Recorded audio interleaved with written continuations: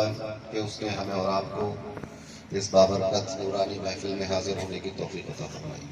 اللہ تبارک و تعالی ہماری اس حاضری کو قبول فرمائے۔ آمین۔ قابل مبارکباد ہیں وہ لوگ جنہوں نے اس محفل کو سجایا سنوارا، اور آپ تمام حضرات قرب و جوار سے دور و نزدیک سے چل کر اس کانفرنس میں تشریف لائے، شریک ہوئے۔ اللہ تبارک و تعالی ہم سب کو جزائے خیر عطا فرمائے۔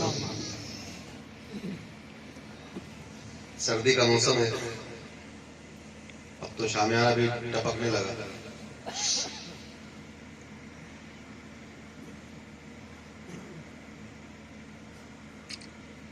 وقت بھی زیادہ ہو رہا ہے، 5-7 منٹ کے لیے آپ کے سامنے حاضر ہیں۔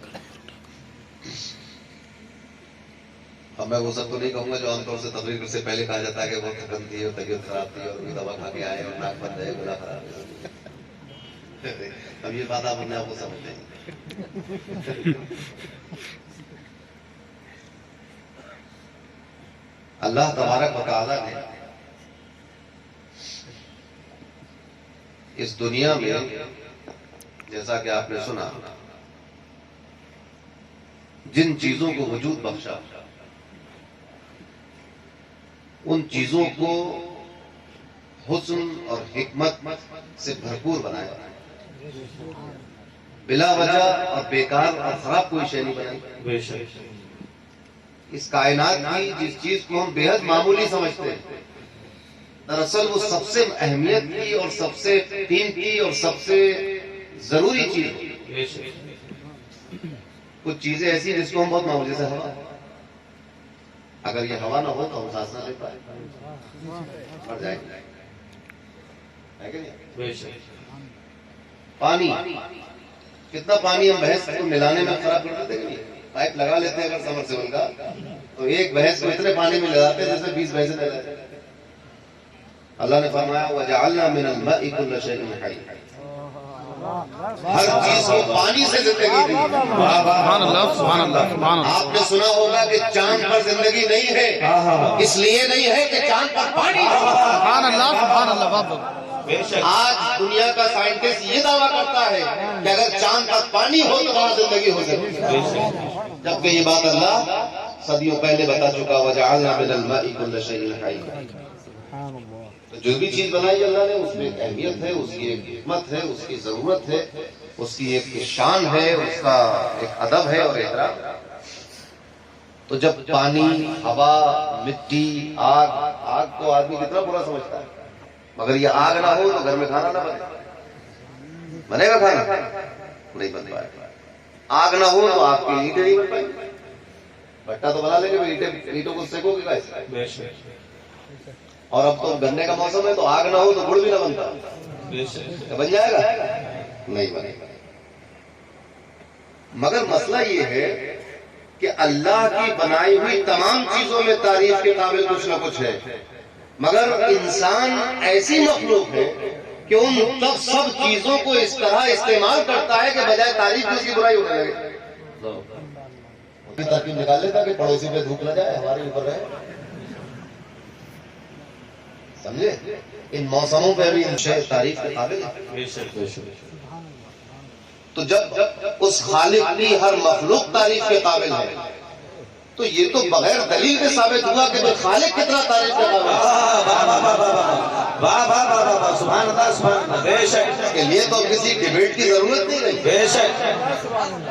جب آپ تعریف کے قابل، آپ کا گھر تعریف کے قابل، آپ کی گائے بھینسیں تعریف کے قابل، آپ کی حکومت اور ایوان تعریف کے قابل، آپ کا ایم پی اور ایم ایل اے تعریف کے قابل، آپ کی میز اور کرسی تعریف کے قابل، تو پھر وہ کہ جس نے چاند اور سورج بنایا، وہ کہ جس نے سمندر اور پہاڑ بنایا، وہ کہ جس نے محمد الرسول اللہ سنت جانشین حضور تاجدار اہل سنت خطیب ہندوستان، واہ واہ واہ واہ، سبحان اللہ، سبحان اللہ۔ آپ سوچے کہ جس نے محمد الرسول اللہ جیسا نبی بنا دیا، واہ واہ واہ واہ، کتنی تعریف کے قابل ہو۔ بس یہی اس لیے کہا جاتا ہے کہ تمام تعریف اللہ کی۔ اب کسی کے پاس بچا کیا؟ تاجدار اہل سنت فرماتے ہیں کہ دوسرا مصطفیٰ بنائے کون؟ سور منڈل کا سورج ہے، ایسے ہزاروں گلیکسی میں ہزاروں منڈل موجود ہیں، ہزاروں سورج موجود ہیں. تو ہزاروں سورج ہو سکتے ہیں بلکہ ہے، ہزاروں چاند ہو سکتے نہیں بلکہ ہے. اس دنیا سے جیسی اس سے اچھی اور اس سے بڑی اور بھی بہت سارے اسپیس میں ہو سکتے ہیں بلکہ ہے، مگر محمد الرسول اللہ نہ اس دنیا میں کوئی دوسرا ہے، چاند سورج کے زمین کے نیچے کوئی ہے، آسمان کے اوپر کوئی ہے. سنت فرماتے ہیں کہ دوسرا مصطفیٰ بنائے کون؟ دوسرا مصطفیٰ بنائے کون؟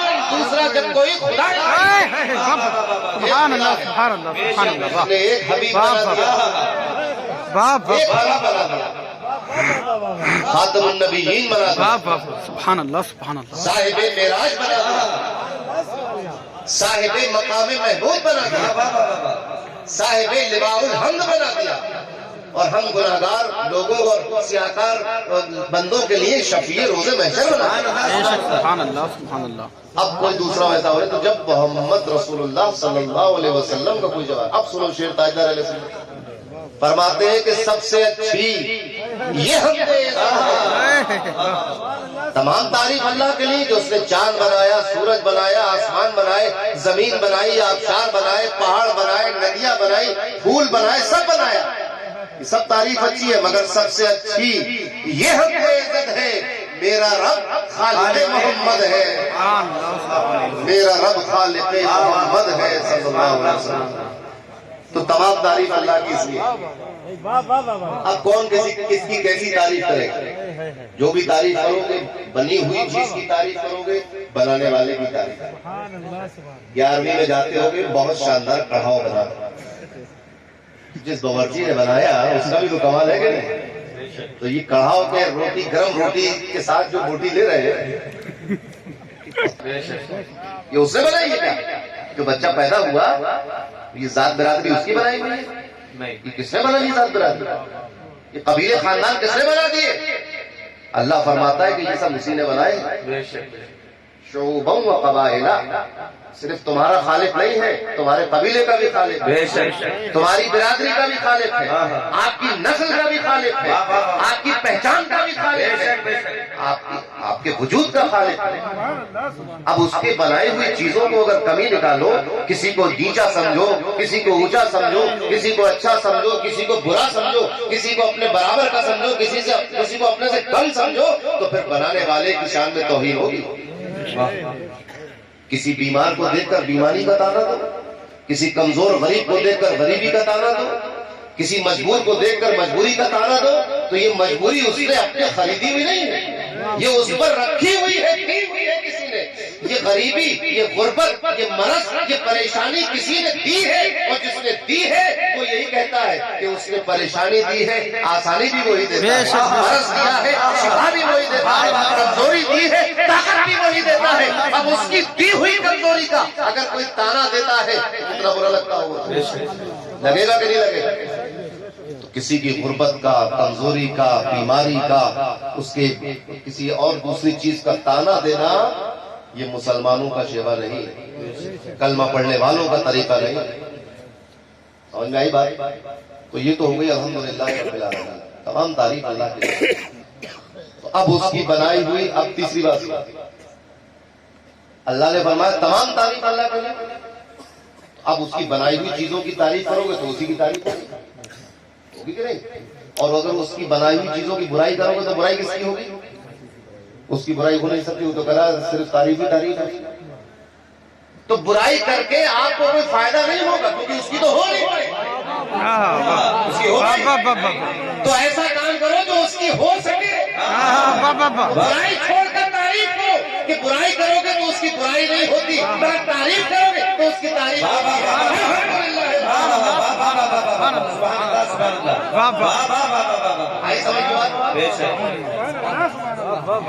اس کی بنائی ہوئی چیزوں کی برائی کرو گے تو اس کی برائی نہیں ہوگی، لیکن تعریف کرو گے تو تعریف ہو جائے گی.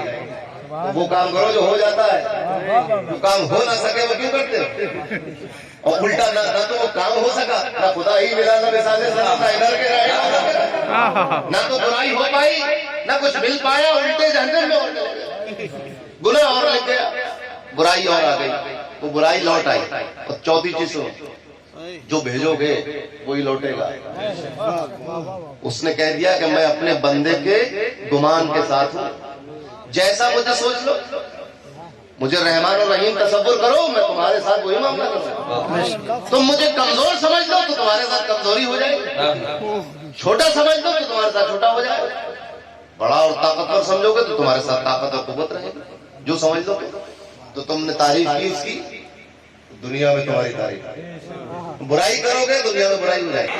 نعرہ رسالت, نعرہ غوث, حضور تاجدار اہل سنت, خطیب ہندوستان زندہ باد. واہ واہ واہ. اب سوچو اس ٹھنڈ کے موسم میں, خراب موسم میں, شدت کے موسم میں, یک بستہ ٹھنڈ کے موسم میں اپنے پیر کی تعریف کرنے بیٹھے ہو. اب سوچو کہ اپنی زندگی میں تاجدار اہل سنت نے کیسی حمد و ثنا کی ہو, اپنی زندگی میں اللہ کی حمد بیان کرتے رہے. آج یہ سلا ملا ہے کہ ٹھنڈ کا موسم ہے, بارش ہو رہی ہے, اوس برس رہی ہے, مگر ان کے مرید ان کی تعریف کرتے ہیں. انہوں نے اللہ کی تعریف کی. آج واہ واہ واہ, سبحان اللہ سبحان اللہ. اتنے خراب موسم میں اتنے خراب موسم میں لوگ اپنے گھر میں جو ہے وہ دعوت نہیں کرتے مہمان. بھائی سردی کا موسم ہے, کہاں بلائیں گے, کہاں بٹھائیں گے, کہاں کھلائیں گے. آپ نے اتنا بڑا جشن سجا لیا, اور نہ صرف نیتھو کے بلکہ علاپور سے لوگ آئے ہوئے ہیں, رمضان پور والے بیٹھے ہوئے ہیں, یہ کہاں گے استغفار بیٹھے ہوئے ہیں, مچلئی والے بیٹھے ہوئے ہیں. پورا علاقہ جمع کر لیا ہے آپ نے. کس کے نام پر, کس کے نام پر؟ آپ کے پوسٹر میں لکھا تاجدار اہل سنت کانفرنس. آپ کو اندازہ نہیں کتنا بڑا عنوان تھا کہ اگر اس کی تشہیر ہو جاتی تو نہ صرف بدایوں ضلع کی بات محدود نہ رہتی, دوسرے صوبے سے بھی لوگ آتے.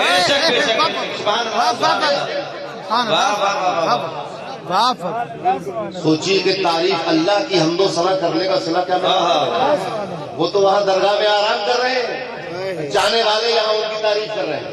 اور یہ جو تعریف ہم تاجدار اہل سنت کی کر رہے ہیں, دراصل یہ تعریف بھی ان کے خالق کی ہے. بے شک, سبحان اللہ. تاجدار اہل سنت کی تو ہم تعریف کیا کریں. اتنا سمجھو کہ اگر یہ کہو کہ ہمارے پیر جبل استقامت ہے تو غلط نہیں ہوگا, بحر سخاوت ہے تو غلط نہیں ہوگا, غوث اعظم کی کرامت ہے تو غلط. نعرہ رسالت, نعرہ غوث, نعرہ غوث, کرامت غوث اعظم, حضور تاجدار اہل سنت, جانشین حضور تاجدار اہل سنت. واہ واہ واہ, سبحان اللہ. سنیت کی علامت ہے, واہ واہ واہ, سبحان اللہ. پابند شریعت ہے تو غلط نہیں ہوگا. جو چاہو. الحمدللہ ایسے پیر کا دامن ہمیں مل گیا جس کو اس کے پیر چاہتے ہیں, پیران پیر چاہتے ہیں, سلطان الہند غریب نواز چاہتے ہیں, شمس ماریرہ چاہتے ہیں, رسول اللہ صلی اللہ علیہ وسلم چاہتے ہیں. تاجدار اہل سنت نے ایک شعر میں, نعت کے شعر میں کہا تھا کہ یہ تو بس ان کا کرم ہے جو بلا لیتے ہیں, یہ تو بس ان کا کرم ہے جو بلا لیتے ہیں, ورنہ سالم میں لگا کون سا سرخاب کا پر. یہ تو عاجزی اور انکساری تھی, مگر ایسے سرخاب کے پر لگے ہوئے تھے کہ اس کائنات میں ہم نے کسی دوسرے میں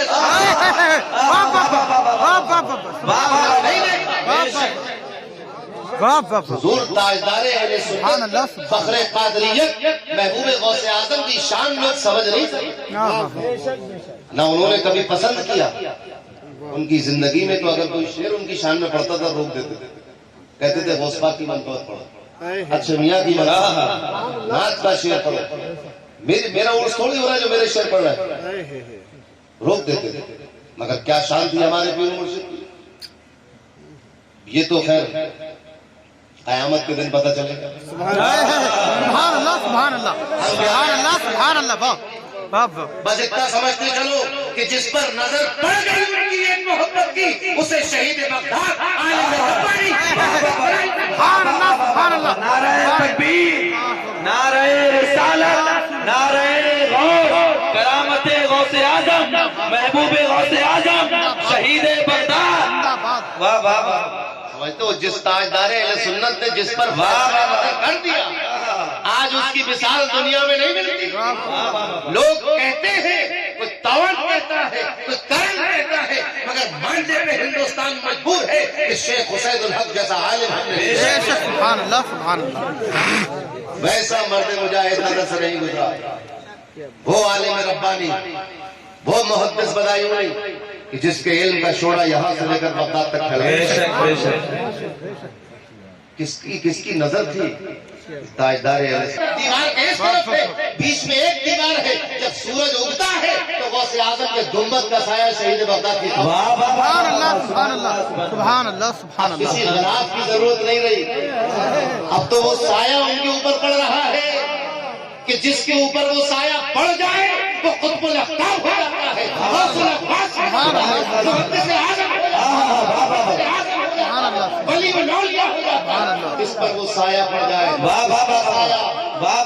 اس کا سایہ ہے, اس کا سایہ کہ جس کے کندھے پر, جس کے دوش مبارک پر نبی کریم کا قدم رکھا.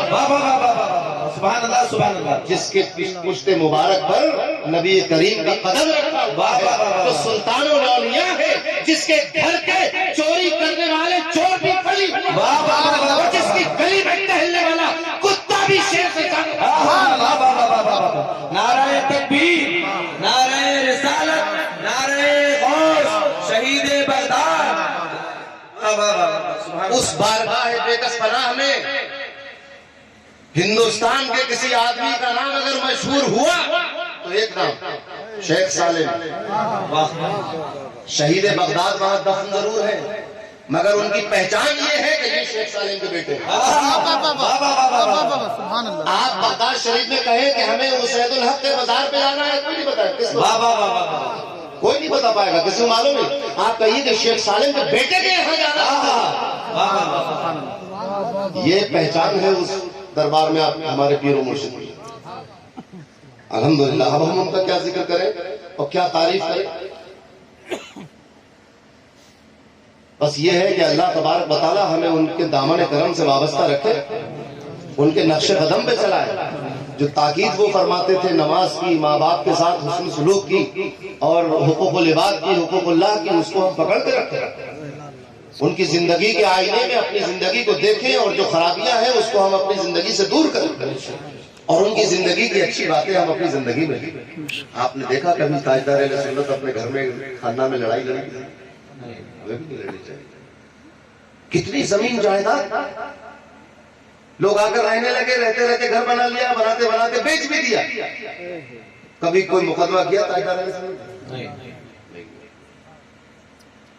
سب نکال دی, ریاست پوری زمینداری جیسی طرح چلی, چھوڑ دیا. کیوں؟ کیونکہ وہ توکل والے تھے. اللہ کی ذات پر بھروسہ تھا, زمین جائیداد پر بھروسہ نہیں تھا. بے شک بے شک. سب تو یہی رہ جانے والے. اپنے پیر و مرشد پر نظر رکھنی چاہیے, ان کی تعلیمات پر ہمیں عمل کرنا چاہیے. اب ہم صرف دامن پکڑے رہے ان کا, اور وہ کام نہ کریں جس کام کو کرنے کا انہوں نے حکم دیا تھا. تو کوئی اچھی بات ہوگی؟ ادھوری نسبت ہو گئی. آپ سوچیں کہ ہمارے پاس ادھوری نسبت, اور وہ فرما رہا ہے کہ میرے پاس دوہری نسبت. ادھر نسبت ڈبل ہے اور یہاں اکہری بھی نہیں. ڈبل نہ صحیح, اکہری تو ہو, آدھی. ایسا نہیں ہونا چاہیے. مریدوں کو چاہیے کہ وہ اپنے پیروں کے نقشے قدم کریں. کرتے کرتے پکڑا گیا اور ولی بنا دیا. دونوں چیزیں, مگر دل میں چوری کا ارادہ نہ رکھنا کہ ہم بھی چوری کرنے جائیں گے ولی بنا دی جائے. اور انہوں نے نہیں ارادہ کیا ولی بنانے کا, پھر وہ کوڑے پڑیں گے.